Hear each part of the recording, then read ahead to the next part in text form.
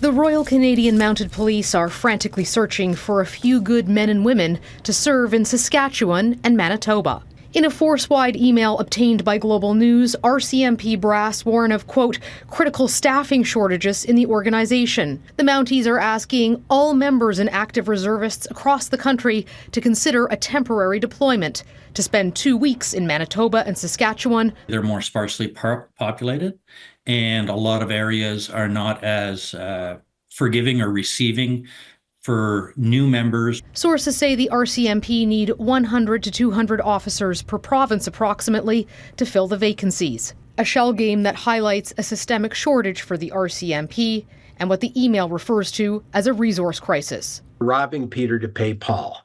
So that shortage exists nationally. Forced to juggle between traffic tickets and counterterrorism, experts say it's time for the force to focus. No other federal police force in the democratic world spends the bulk of its policing tasks basically doing local policing. But that's a decision politicians must make.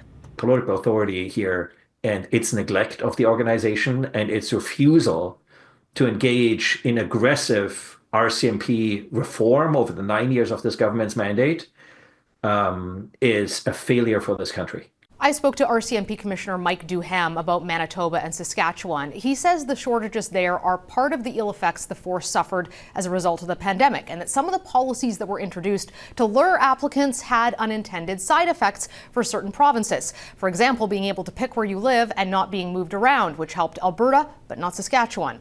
Duham says the RCMP are undertaking some creative solutions, including campaigns with provincial governments to encourage local applicants and some new rotations to try to fill remote postings. Donna? Mercedes Stephenson, thanks.